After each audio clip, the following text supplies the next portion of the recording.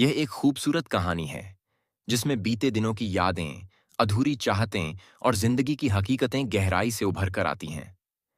मैं इसे और विस्तृत रूप में प्रस्तुत कर रही हूं ताकि इसकी भावनाओं को और गहराई से महसूस किया जा सके। शादी के कई सालों बाद मैं पहली बार पीहर आई थी। पटना के पुराने मोहल्ले में बसा मेरा मायका आज भी वैसा ही था। संकरी गलियां, सटे हुए मकान और छतों के बीच सिर्फ 3-4 फुट की दूरी। मेरे पति संकल्प अपने विदेश दौरे पर गए थे। वैसे भी साल में 2-3 बार उनका ऐसा टूर होता ही था। मैं मां के साथ छत पर बैठी थी। शाम ढल रही थी। आसमान हल्के हल्के स्याह हो रहा था और पुरानी यादों की हल्की सी आहट मेरे दिल में दस्तक देने लगी थी। पड़ोस वाली छत हमारे घर से सटी हुई थी।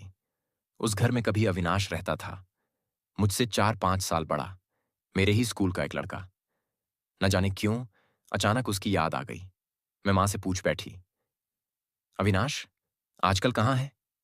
मां ने अनजान भाव से कहा, मैं कुछ नहीं जानती। तुम्हारी शादी के कुछ दिन पहले वह यह मकान छोड़कर चला गया था। वैसे भी वह किराएदार था, सिर्फ पढ़ाई के लिए पटना आया था। मां का जवाब सुनकर भी मेरा मन शांत नहीं हुआ। मैं चाय बनाने के लिए रसोई में चली गई, लेकिन यादों का सिलसिला बंद नहीं हुआ।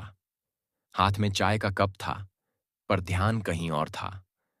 मन अतीत की उन्हीं गलियों में भटकने लगा था, जहां कभी मासूम सी मुस्कान थी, चुपके से दी गई पर्चियां थीं और दिल की अनकही बातें थीं। चाय कप में डालते हुए मेरी उंगलियां कांप गईं। आधी चाय कप में गई और आधी नीचे गिर गई।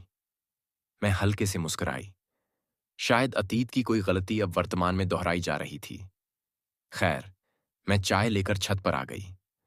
मां पड़ोस वाली आंटी से बातें कर रही थीं, जो सिर्फ 3 फुट की दूरी पर थीं। मैं चाय का कप आंटी को देते हुए बोली, आप दोनों पी लीजिए, मैं अपने लिए फिर बना लूंगी। फिर मैं छत के कोने में जाकर खड़ी हो गई। अंधेरा घिरने लगा था, तभी बिजली चली गई। बच्चे छतों पर आ गए, हंसी ठिठोली होने लगी। मुझे अचानक वहीं पुराने दिन याद आ गए। यही मौका होता था जब अविनाश मुझे देखकर हल्की मुस्कान बिखेरता था या हवा में हाथ उठाता था। बीते दिनों की वो परछाइयां। मैं 8वीं कक्षा में थी।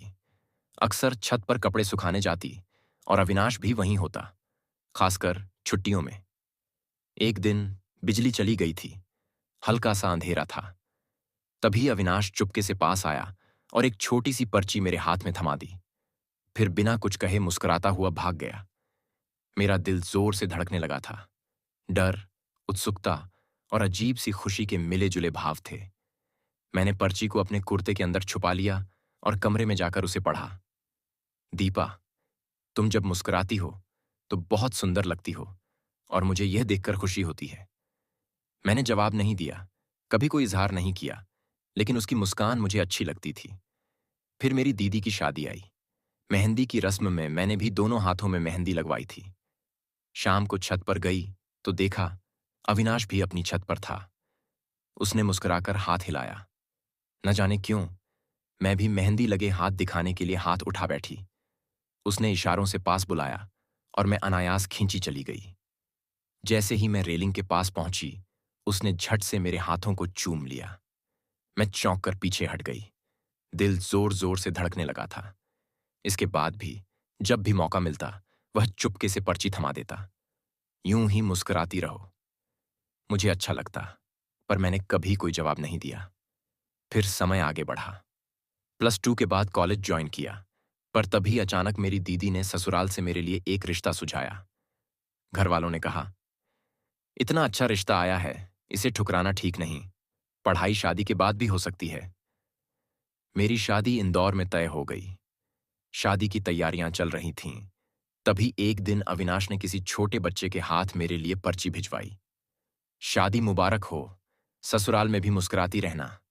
तुम्हारी शादी की मेहंदी देखने का मौका नहीं मिला, इसका अफसोस रहेगा। शादी के बाद मैं इंदौर आ गई।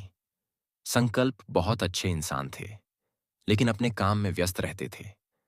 जब फुर्सत मिलती तो क्रिकेट देखने लगते या अपने क्लब चले जाते। मैंने कभी शिकायत नहीं की, पर कहीं ना कहीं दिल के किसी कोने में एक अधूरी बात दबी रह गई थी। अब मैं पीहर आई थी और मोहिनी की शादी में गई। दोनों हाथों में मेहंदी लगवाई। पर जब संगीत का शोर ज्यादा हो गया, तो मैं घर लौट आई। छत पर जाकर मैंने अतीत की ओर बह जाने दिया खुद को।